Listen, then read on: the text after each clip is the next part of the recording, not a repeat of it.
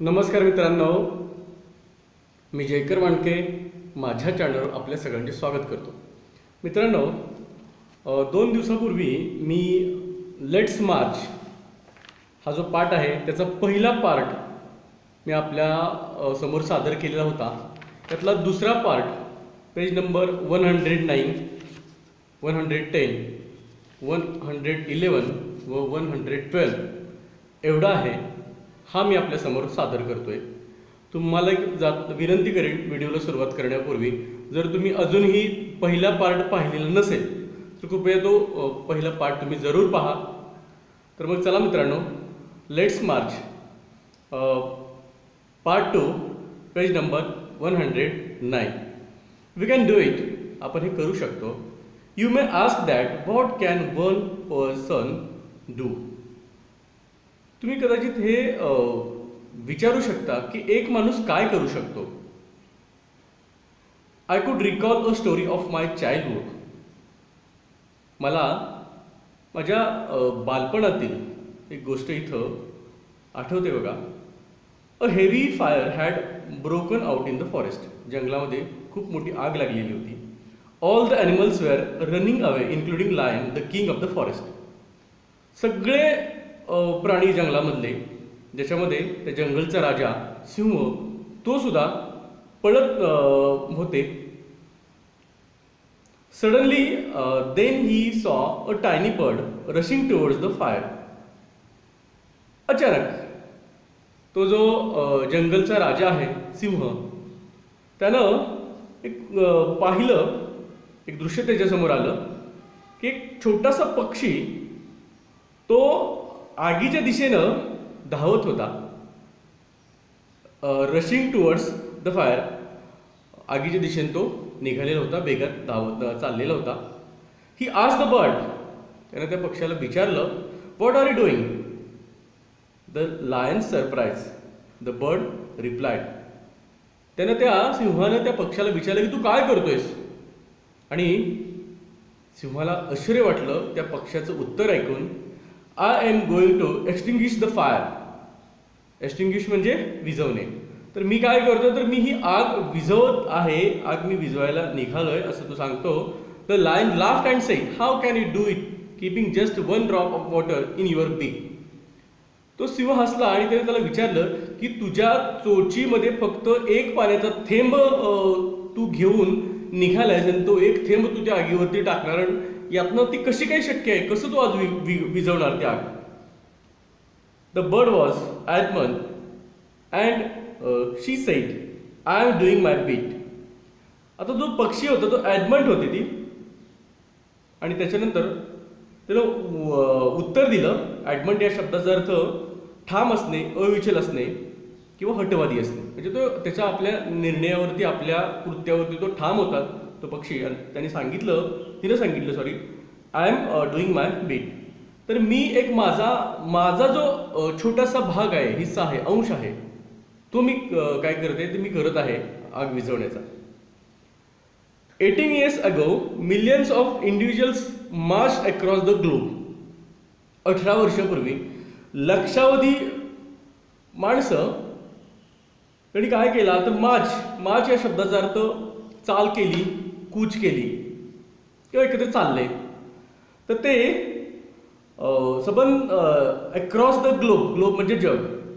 त्यांनी अख्खं जग काय केलं तर ओलांडलं, किंवा जगाला त्यांनी ओलांडलं, किंवा जगाला ओलांडण्यासाठी किंवा जगाला त्यांनी काय केला, तर त्यांनी मार्च केला, त्या दिशेने त्यांनी कूच केली. संपूर्ण जग पादाक्रांत करण्यासाठी किंवा जग फिरण्यासाठी असं म्हणू आपण. And demanded a new international law for the abolition of. आणि त्यांनी डिमांड केली एक आंतरराष्ट्रीय कायद्याची. कशासाठीचा, for the abolition of worst from of child labour. Abolition या शब्दाचा अर्थ नष्टीकरण करणे, म्हणजे नष्ट करणे, ॲबॉलिश करणे, नष्ट करणे. तर जे अत्यंत वाईट अशी गोष्ट आहे ती म्हणजे चाइल्ड लेबर, ही नष्ट करण्यासाठी तुम्ही एक इंटरनॅशनल लॉ करा, कायदा करा, अशी त्या लोकांनी काय केली, जगभरामधले त्या लोकांनी, जे बंद जगभरली ती लोक फिरली, त्यांनी ती मागणी केली. अँड इट हॅपन्ड, आणि ते घडलं बघा. वी डीड इट आम्ही ते केलं. Millions of individuals did it. आणि अशा प्रकारचा आंतरराष्ट्रीय कायदा झाला बालमजुरीच्या विरोधातला. तो आंतरराष्ट्रीय कायदा झाला. आम्ही ते केलं, लक्षावधी व्यक्तींनी ते केलं, असं इथे त्यांना सांगायचं. Friends, we live in an age of rapid globalisation. Globalisation या शब्दाचा अर्थ जागतिकीकरण. तर मित्रांनो, आपण अशा एका जगामध्ये, आपण अशा जगामध्ये म्हणा किंवा अशा युगामध्ये वापरतोय की हे जे युग आहे हे रॅपिड ग्लोबलायझेशनचं आहे. म्हणजे वेगवान जागतिकीकरणाचं हे जग आहे किंवा हे युग आहे. We are connected through high speed internet. आपण हाय स्पीड इंटरनेटने आपण कनेक्ट झाले, संबंध जग एकमेकाला जोडलं गेलेलं आहे. We exchange our goods and services in one single global market. आपण काय करतोय तर आपल्या सेवा आणि आपला माल हा आपण एका जगाचं हे एकच मार्केट आहे, या मार्केटमध्ये आपण काय करतो, आपण एक्सचेंज करतोय. thousands of flights every day connect us from one corner to another corner of the globe. हजारो विमानांनी काय केलेलं आहे तर जगाचा एका कोपऱ्याला दुसऱ्या कोपऱ्यापर्यंत जोडलेला आहे. म्हणजे हजारो विमानं दररोज उडान भरतात आणि जगाला जोडलं किंवा जोडतात असं म्हणत. But there is one serious disconnect and there is a lack of compassion. पण तिथे एक सिरियस असा गंभीर असं एक डिस्कनेक्ट आहे, एक खंड पडतो त्याच्यामध्ये. कुठला तर तिथं एक लॅक आहे, म्हणजे अभाव आहे. कशाचा तर कम्पॅशनचा. कम्पॅशन या शब्दाचा अर्थ इथे दिलेला आहे. Pity and concern for those suffering. म्हणजे जी लोक दुःखी आहेत, कष्टी आहेत, त्रास सहन करतात, भोग भोगतायत, अशा लोकांच्या बद्दल मनामध्ये दया असणं. म्हणजेच या शब्दाचा कम्पॅशनच्या या शब्दाचा अर्थ दया किंवा अनुकंपा असं आपण घेऊया.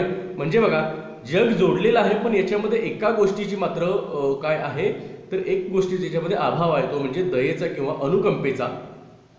Late us inculcate and transform these individuals compassion. तर आता आपण काय करूया तर चला आपण इन्क्लुडेट करूया. इन्क्लुडेट या शब्दाचा अर्थ डेव्हलप बाय इन्स्ट्रक्टिंग.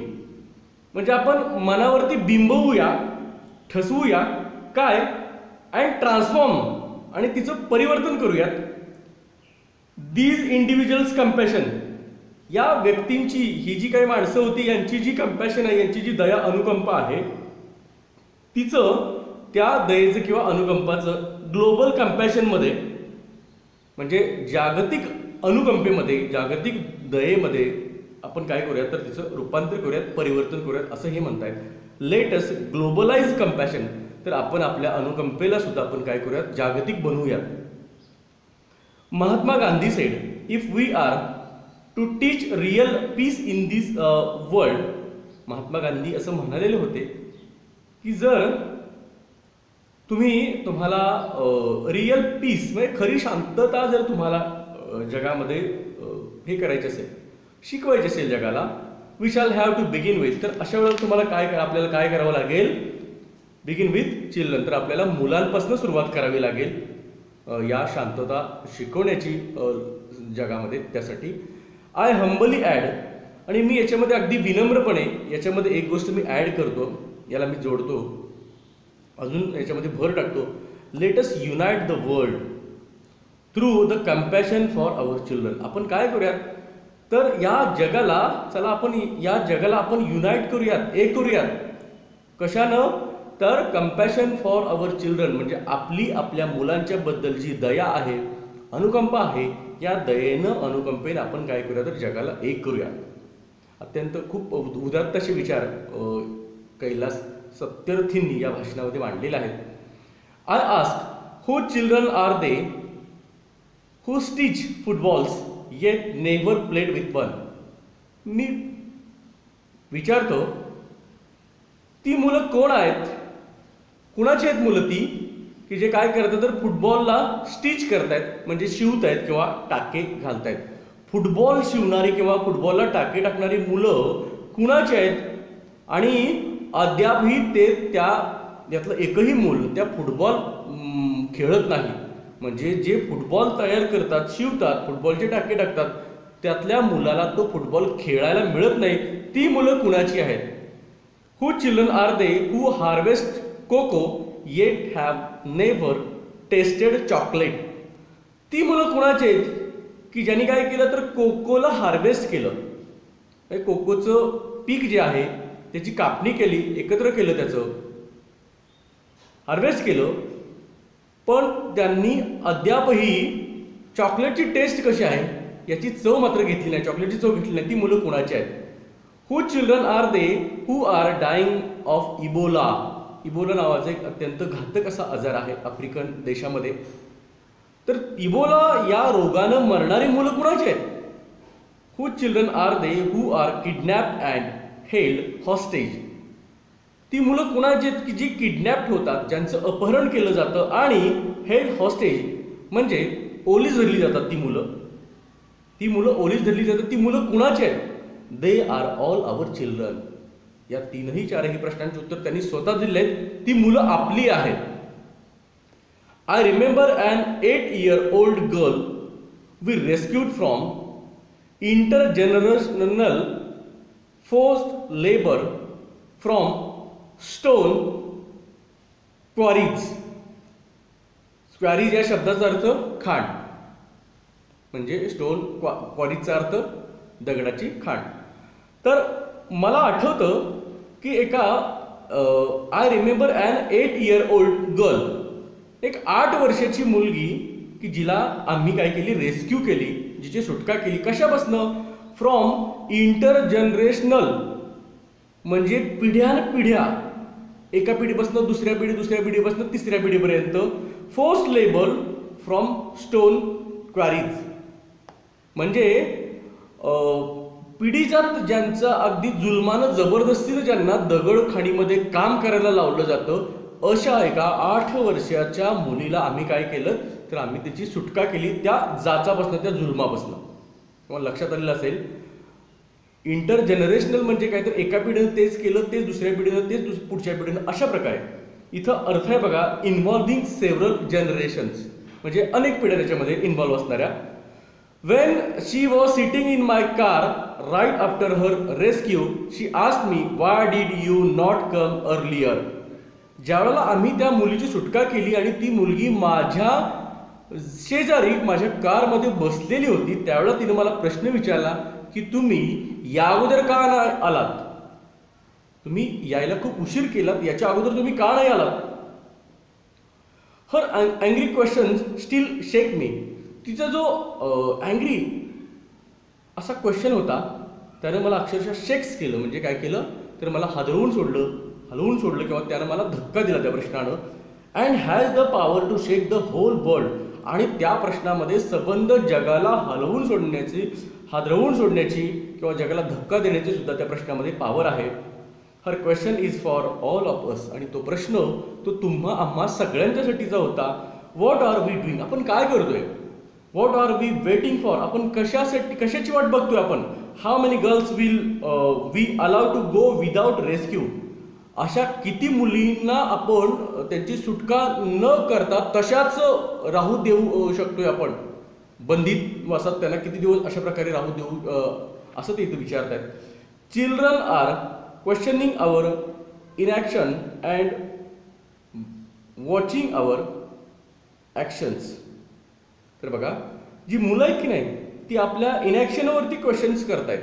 म्हणजे इनॅक्शन या शब्दाचा अर्थ निष्क्रियता. आपल्या निष्क्रियतेला ते प्रश्न विचारतायत आणि काय करतात, वॉचिंग आवर ॲक्शन्स, आणि आपण काय कृती करतोय ते ती पाहतायत मुलं. We need collective actions with a sense of urgency. आपल्याला एक सामूहिक कृतीची गरज आहे आणि त्या सामूहिक कृतीला सेन्स ऑफ अर्जन्सीची म्हणजे एक तातडीची जाण असायला पाहिजे, तातडीची जाणीव असायला पाहिजे. त्याच्यामध्ये त्या सामूहिक कृतीमध्ये एक तातडी असली पाहिजे, निकट असली पाहिजे. Every single minute matters. हा प्रश्न, हा विषय किंवा ही बाब एका प्रत्येक मिनिटाची आहे. Every single child matters. प्रत्येक मुलाची ही बाब आहे, प्रत्येक मुलाची ही गोष्ट आहे किंवा प्रत्येक मुलाच्या महत्त्वाच्या बाबतीतली ही गोष्ट आहे. Every single childhood matters. इथं काय मॅटर करते तर प्रत्येक सिंगल चाइल्डहुड मॅटर करते. म्हणजे प्रत्येक बालपणाची बाब आहे किंवा ही गोष्ट आहे, ही महत्त्वाची बाब आहे असं त्यांना म्हणायचं आहे. Therefore I challenge the passivity and pessimism. आणि म्हणूनच मी पॅसिव्हिटीला आणि पेसिमिझमला सराउंडिंग आवर चिल्ड्रन, आपल्या मुलांच्या सभोवताली जी पॅसिव्हिटी आहे आणि जे पेसिमिझम आहे त्याला मी काय करतो, तर त्याला मी आव्हान करत आहे, त्याला मी आव्हान देतोय. पॅसिव्हिटीचा अर्थ आहे नो ॲक्शन टेकन, म्हणजे क्रियाशून्यता. आणि पिसिमिझम या शब्दाचा अर्थ निराशावादी दृष्टिकोन. तर मुलांच्या भोवती असलेल्या क्रियाशून्यतेला आणि निराशावादी दृष्टिकोनाला मी काय करतोय, तर म्हणून मी चॅलेंज करतोय, म्हणून मी त्याला आव्हान देतोय. I challenge this culture of silence and this culture of passivity. तर ही जी काही संस्कृती आहे आपली शांत राहण्याची, शांततेची, काय का होईना आपण शांत राहूया, या संस्कृतीला मी चॅलेंज करतोय. आणि जी क्रियाशून्यतेची जी काही संस्कृती आहे तिला मी चॅलेंज करतोय. दिस कल्चर ऑफ न्यूट्रॅलिटी या शब्दाचा अर्थ आहे बघा, नॉट सपोर्टिंग ऑर हेल्पिंग, म्हणजे तटस्थता. मग ही जी काही तटस्थतेची जी काही संस्कृती आहे याला सुद्धा मी काय करतो, तर मी याला चॅलेंज करतोय, मी याला आव्हान देतोय. I call upon all the governments, me intergovernmental agencies. आता मी या मुद्द्यावरती मी सरकारांना, इंटरगव्हर्नमेंटल म्हणजे आंतर सरकारातील अनेक देशातील सरकारांना, ज्या काही सरकारी संस्था आहेत, एजन्सीज आहेत, त्यांना, बिझनेसेस, फेथ लीडर्स म्हणजे फेथ या शब्दाचा अर्थ श्रद्धा किंवा धर्माच्या संबंधित असणारे जे काही लीडर्स आहेत त्यांना, workers, teachers and NGOs and each of us.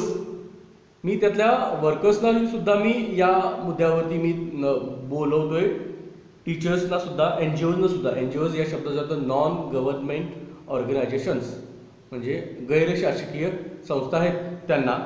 And each of us, आणि आपल्या प्रत्येकामधल्या, to put and end to all forms of violence against children. To put and end म्हणजे शेवट करूया. तर मुलांच्या बाबतीत, मुलांच्या विरुद्ध घडणाऱ्या ज्या सर्व प्रकारचे व्हायलन्स आहेत, जे हिंसा आहेत, हिंसक कृत्य आहेत, त्यांच्या विरुद्ध आपण ह्या सगळ्यांनी काय करूयात, तर एकत्र येऊयात किंवा त्यांच्या विरोधात आपण उभा राहूयात असं हे तिथे सांगतायत. कुठल्या कुठल्या समस्या आहेत बघा, स्लेवरी, गुलामी, ट्रॅफिकिंग म्हणजे तस्करी करणे, चाइल्ड मॅरेजेस बालविवाह, चाइल्ड लेबर बाल कामगार, सेक्सुअल अब्यूज. आता अब्यूज या शब्दाचा अर्थ असतो अब्यूज करणे, म्हणजे एखाद्याला आपण दोष देतो, दोषारोप करतो किंवा कठोर शब्दानं बोलतो किंवा उद्धट शब्द वापरतो. आणि दुसरा एक अर्थ असतो तो म्हणजे अब्यूज या शब्दाचा दुरुपयोग करणे, म्हणजे लैंगिकदृष्ट्या मुलांच्या बाबतीत ज्या काही कृती घडतात त्याविरोधात सुद्धा आपल्याला काय करायचं, हा एक त्यांनी समस्या सांगितलेली आहे सेक्सुअल अब्यूजचा. अँड इलिटरेसी आणि निरक्षरता. These things have no place in any civilised society. या सर्व गोष्टींना कुठल्याही सिव्हिलाइज्ड सोसायटीमध्ये म्हणजे कोणत्याही सुसंस्कृत समाजामध्ये अजिबात जागा नाही, स्थान नाही. कुठल्या या सर्व गोष्टींमध्ये ज्या मुलांच्या बाबतीत घडतात त्यांना अजिबात स्थान नाही. फ्रेंड्स, वी कॅन डू दिस. तर मित्रांनो, आपण हे करू शकतो. Governments must make child friendly policies. सरकारांनी काय केलं पाहिजे, तर जी मुलांना अनुकूल असतील अशी धोरणं त्यांनी करायलाच हवीत. And invest in education and young people. आणि काय केलं पाहिजे, तर त्यांनी शिक्षणामध्ये अँड यंग पीपल आणि तरुणांवरती त्यांनी काय केलं पाहिजे, तर त्यांचे जे काही पैसे आहेत ते इन्व्हेस्ट करायला पाहिजेत, खर्ची घालायला पाहिजेत. Businesses must be more responsible. आता जे बिझनेस आहेत की नाही त्यांनी अधिक रिस्पॉन्सिबल व्हायला पाहिजे, जबाबदार व्हायला पाहिजे. अकाउंटेबल याही शब्दाचा अर्थ रिस्पॉन्सिबल किंवा अन्सरेबल म्हणजे जबाबदेही असणं, म्हणजे एखाद्या गोष्टीबाबतचं कुणी त्याच्याबद्दलचं उत्तर द्यायची वगैरे नाही, अन्सरेबल असणं तर त्यांनी तेही बनले पाहिजेत ते. And open to innovative partnership. आणि यांनी काय केलं पाहिजे, एक इनोव्हेटिव्ह पार्टनरशिप अशी सुरू केली पाहिजे. इनोव्हेटिव्ह शब्दाचा अर्थ आहे having new advanced ideas or methods, म्हणजे नाविन्यपूर्ण अशा काही भागीदारीच त्यांनी काय केल्या पाहिजेत, तर त्या उघडायला हवेत, त्यामध्ये भाग घ्यायला पाहिजे, लोकांच्यासाठी त्यांनी ओपन करायला हव्यात असं सांगतायत ते. Inter governmental agencies must work together to accelerate action. आता ही जी काही कृती आहे मुलांच्यासाठी जी केली जाणारी, या ॲक्शनला ॲक्सिलरेट करण्यासाठी, म्हणजे तिची गती तिला वाढवण्यासाठी किंवा तिला गतिमान करण्यासाठी या कृतीला जे काही सरकारी जे काही संस्था आहेत त्यांनी एकत्र यायला पाहिजे. म्हणजे अनेक देशांच्या सरकारी संस्थांनी एकत्र यायला हवं आणि या कृतीला गती द्यायला पाहिजे. Global civil society must rise above the business as usual. आता जी ग्लोबल सिव्हिल सोसायटी आहे, म्हणजे जगामधली एक सिव्हिल सर्वसामान्य नागरिकांची जी काही सोसायटी या समाज आहे, यांनी पण काय केलं पाहिजे, तर मस्ट राईज अबाव आपण द बिझनेस ॲज युजल.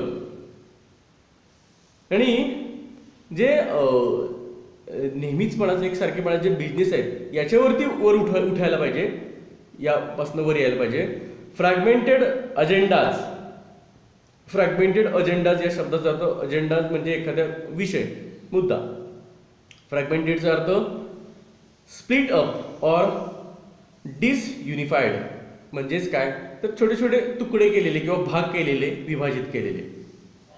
म्हणजे काय, तर हे ज्या सगळ्या ग्लोबल सिव्हिल सोसायटी आहे यांनी जे नियमित जो बिझनेस आहे, ॲज युजल बिझनेस आहे, आणि फ्रॅगमेंटेड अजेंडाज आहेत, म्हणजे विभाजित केलेले जे काही विषय असतील याच्यावर उठायला हवं, याच्यावर यायला हवं असं त्यांनी सांगितलेलं आहे. फेथ लीडर्स अँड इन्स्टिट्यूशन्स, त्याच्यासोबतच जे श्रद्धेच्या क्षेत्रामध्ये काम करणारी जी माणसं आहेत, धार्मिक क्षेत्रामध्ये काम करणारी त्या लोकांनी, अँड इन्स्टिट्यूशन्स आणि संस्थांनी, and all of us must stand with our children. आणि तुम्ही आपण सगळ्यांनीच काय केलं पाहिजे, तर मुलांच्या बाजूने आपण उभं राहिलाच पाहिजे. मस्ट आहे तर राहिलाच पाहिजे. तरी वी मस्ट बी बोल्ड, आपण आता बोल्ड व्हायला हवं. वी मस्ट बी ॲम्बिशियस, आपण महत्त्वाकांक्षी व्हायला पाहिजे. ॲम्बिशियस म्हणजे महत्त्वाकांक्षी. And we must have the will, आणि आपल्याकडे विल म्हणजे इच्छाशक्ती आपल्याला असायलाच हवी. We must keep our promises, आणि आपण आपली प्रॉमिस आहेत म्हणजे आपण आपली वचनं पाळलीच पाहिजेत. Over 50 years ago on the first day of my school, 50 वर्षांपूर्वी ज्या वेळेला माझ्या शाळेचा पहिला दिवस होता, I met a cobbler boy. मी एका कॉबलर बॉयला भेटलो. कॉबलर म्हणजे चर्मकार, चप्पल दुरुस्त करणारे, चप्पल किंवा पादत्राणांसंबंधित जे काही काम असतं ते करणारा, त्या मुलाला मी एका भेटलो. माय एज, तो माझ्याच वयाचा होता, माय एजचा होता. Sitting outside the gate of my school, माझ्या शाळेच्या गेटच्या बाहेरच्या बाजूला तो बसलेला होता. आय आस्क्ड माय टीचर्स, मी माझ्या शिक्षकांना विचारलं, why is he working outside, तो बाहेर का काम करतोय, जर तो माझ्याच वयाचा आहे, तो जर मी शाळेत शिकतोय तर मग तो का बाहेर काम करतोय, असं मी प्रश्न माझ्या शिक्षकांना विचारला. Y is he not with us in the school, तो आमच्यासोबत या शाळेत का नाही, तो शाळेच्या बाहेर का आहे. माय टीचर्स हॅड नो आन्सर, माझ्या शिक्षकांकडं याबद्दलचं उत्तर नव्हतं की तो बाहेर का आहे. One day I gathered the courage to ask the boy's father, एक दिवस काय केलं, तर मी धैर्य जमवलं. कशासाठी, तर त्या मुलाच्या वडिलांना विचारण्यासाठी. ही सेड, त्याने सांगितलं, sir I have never thought about it, we are born to work. तो म्हणतो की आम्ही याच्याबद्दल कधी विचारच केलेला नाही. We are born to work. आमचा जन्म हा काम करण्यासाठी झालेला आहे. म्हणजे किती पराभूत मानसिकता या माणसांची असू शकते किंवा आहे. त्यांनी 50 वर्षापूर्वीचे ते आपण विचार करू शकतो, किंवा किती नकारात्मक भावना असू शकते, त्यांचे विचार असू शकतात बघा. म्हणजे शिकणं हा आमचं कामच नाही, ते कोणाच तरी दुसऱ्याच आहे असं त्यांनी समजून घेतलेलं होतं स्वतःलाच. एक प्रकारचा हा न्यूनगंड त्यांनी एका न्यूनगंडामध्ये ते होते. His answer made me angry, it still makes me angry. त्याच्या उत्तरानं मला त्याही वेळेला राग आलेला होता आणि आजही मला त्या उत्तराचा राग येतो आहे. As a child I had a vision of tomorrow. एक मूल म्हणून मला एक स्वप्न होतं. कशाचं? उद्याचं. A vision of that cobbler boy sitting with me in my classroom. तर ते स्वप्न होतं की तो जो कॉबलर बॉय आहे, चर्मकाराचा तो जो मुलगा आहे, तो माझ्यासोबत बसून त्यानं शिक्षण घ्यावं, तो माझ्यासोबत त्यानं शाळेमध्ये वर्गामध्ये तो असावा, असं माझं स्वप्न होतं. Now that tomorrow has become today. आणि तो जो टुमारो होता म्हणजे उद्या होता, तो आज बनलेला आहे. म्हणजे प्रत्येक उद्या हा आज होतो. म्हणजे मी जर उद्या म्हटलं तर माझं उद्या ते उद्याचं आज असणार आहे. आय एम टुडे, तो आज मी आहे. अँड यू आर टुडे, आणि तो आज तुम्ही आहात.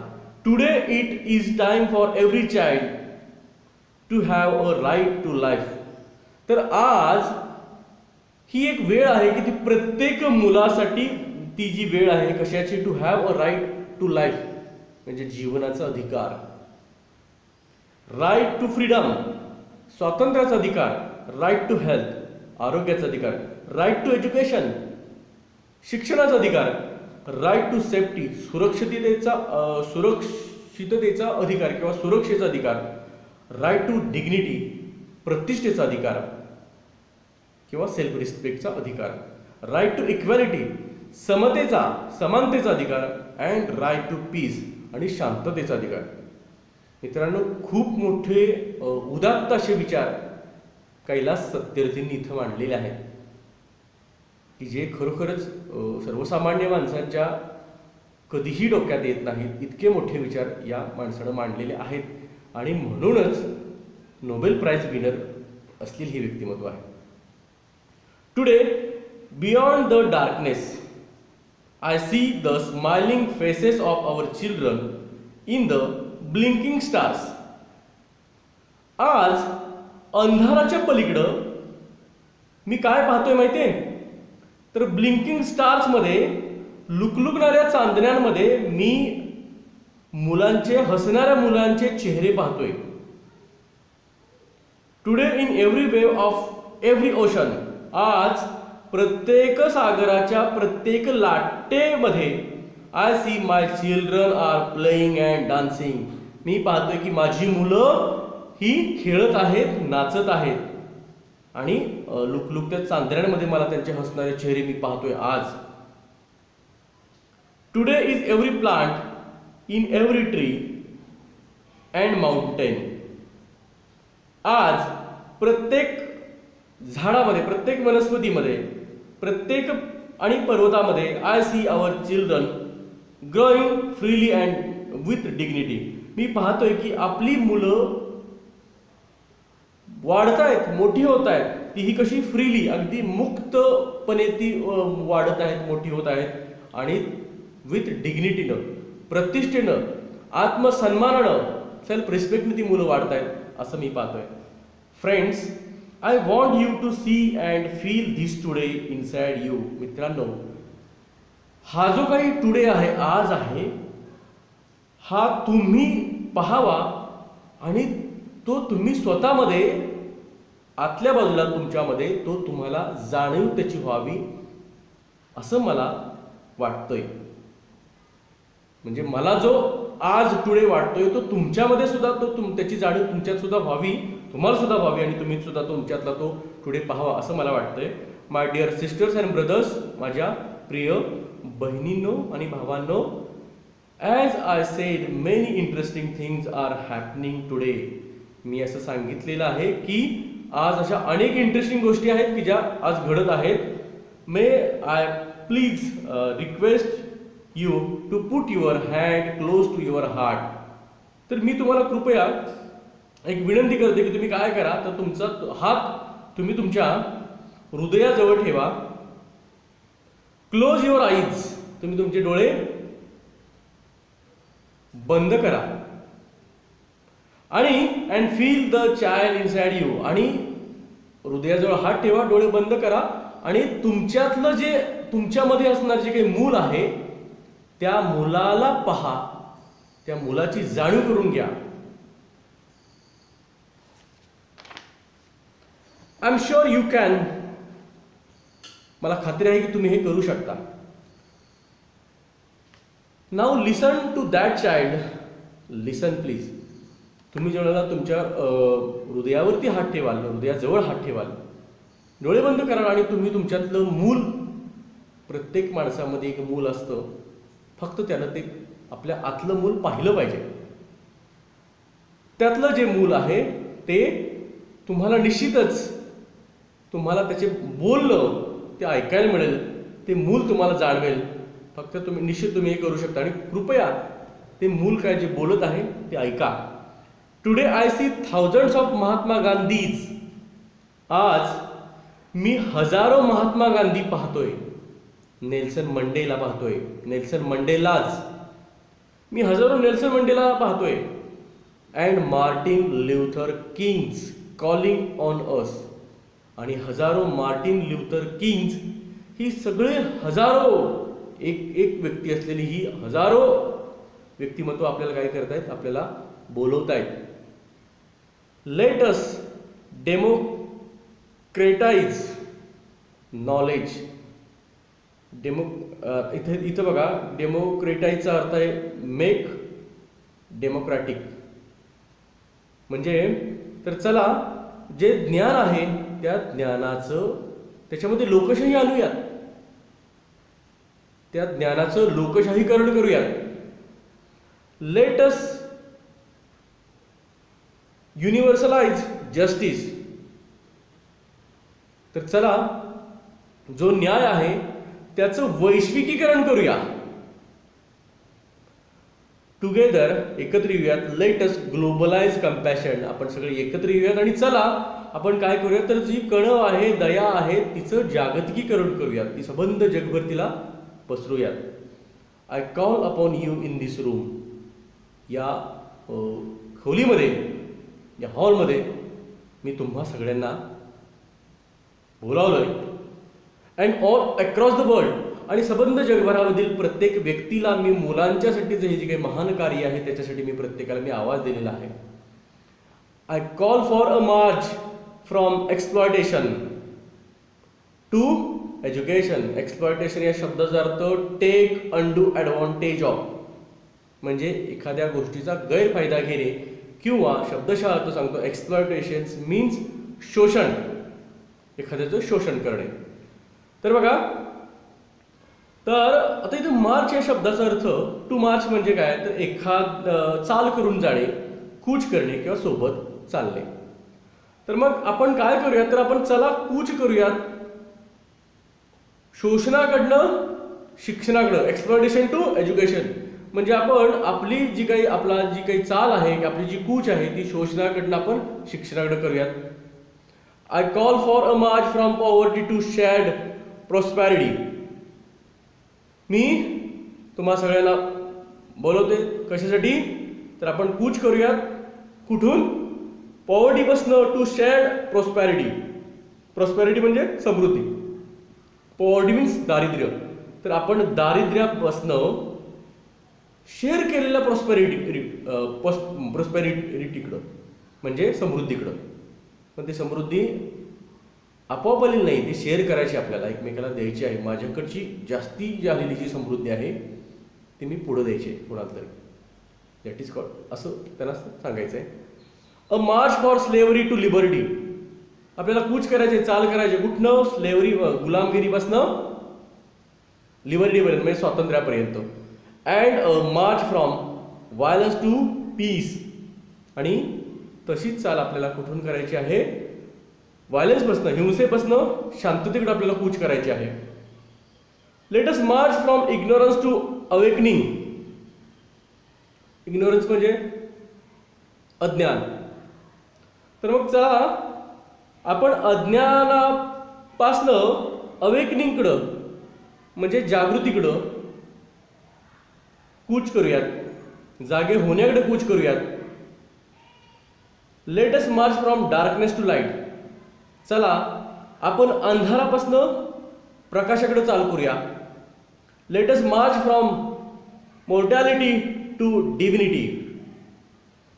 आपण चला मार्च करूया, आपण कूच करूया कुठनं, मोर्टॅलिटीपासनं. मोर्टॅलिटी म्हणजे मृत्यू किंवा मर्त्य असणं, म्हणजे मृत्यू. आपण सगळे मोर्टॅलिटीमध्ये आहोत, आपण मॉर्टल आहोत, म्हणजे आपल्या सगळ्यांना मृत्यू येणार आहे. त्यापासनं डिव्हिनिटी. आता डिव्हिनिटी या शब्दाचा अर्थ काय, तर ज्याच्यामध्ये डिवाइन क्वालिटी आहे असा. डिवाइन म्हणजे दैवी, ज्याच्यामध्ये दैविक गुणवत्ता असलेला असा. आता मित्रांनो इथं थोडंसं आध्यात्मिक हा शब्द आहे डिव्हिनिटी. आपण असं मानतो की पृथ्वी लोक हा मृत्यू लोक आहे, मर्त्य लोक आहे. आणि जी काही देव आहेत, जे काही देव आहेत ते सर्व अमर आहेत, अमर्त्य आहेत असं मानलं जातं. मला असं वाटतं की लेखकांना इथं मर्त्यापासनं जे अमर्त्य आहे त्याकडं आपण जाऊयात असं त्यांना म्हणायचं आहे. म्हणजे डिव्हिनिटीचा अर्थ तरी तुम्हाला डिवाइन क्वालिटी असं मी सांगितलं, म्हणजे दैवी गुण. मॉर्टॅलिटीचा अर्थ मृत्यू किंवा मर्त्य. म्हणजे काय, तर मरणापासून अमरत्वाकडे आपण जाऊया. आता अमरत्व कधी येतं माणसाला, असं शक्यच नाही की या पृथ्वीतलावरला जो जन्मला तो संपणारच आहे, सूर्य उगवला तो मावळणार आहे. ज्याला सुरुवात आहे त्याला शेवट आहे प्रत्येक गोष्टीला.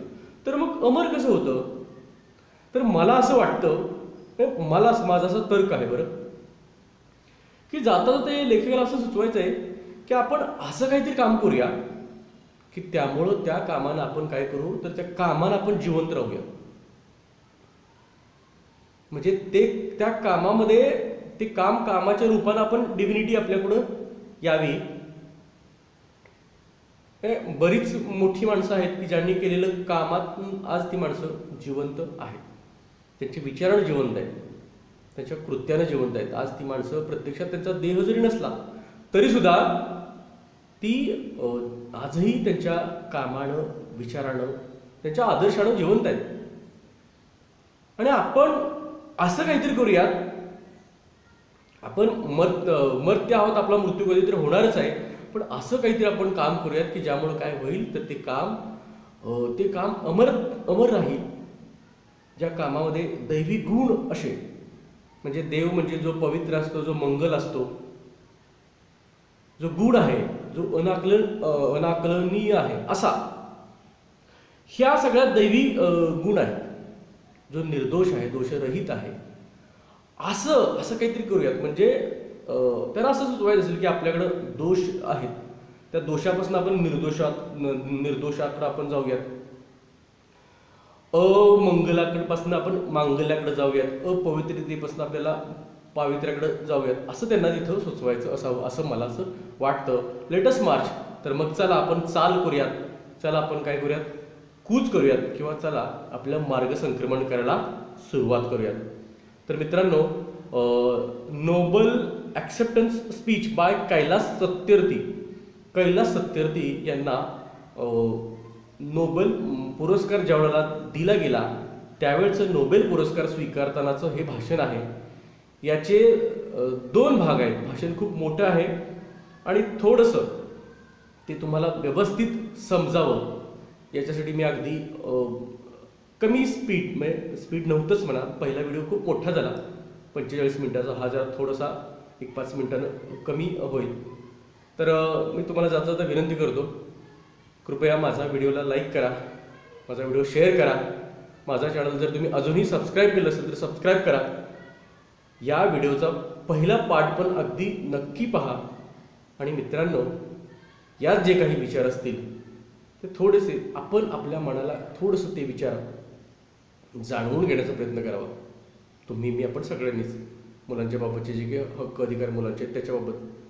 मित्रांनो, माझा हा व्हिडिओ पूर्णपणे पाहिल्याबद्दल आपल्या सगळ्यांच्या अगदी मनापासून धन्यवाद. मित्रांनो, मी इथंच थांबतो.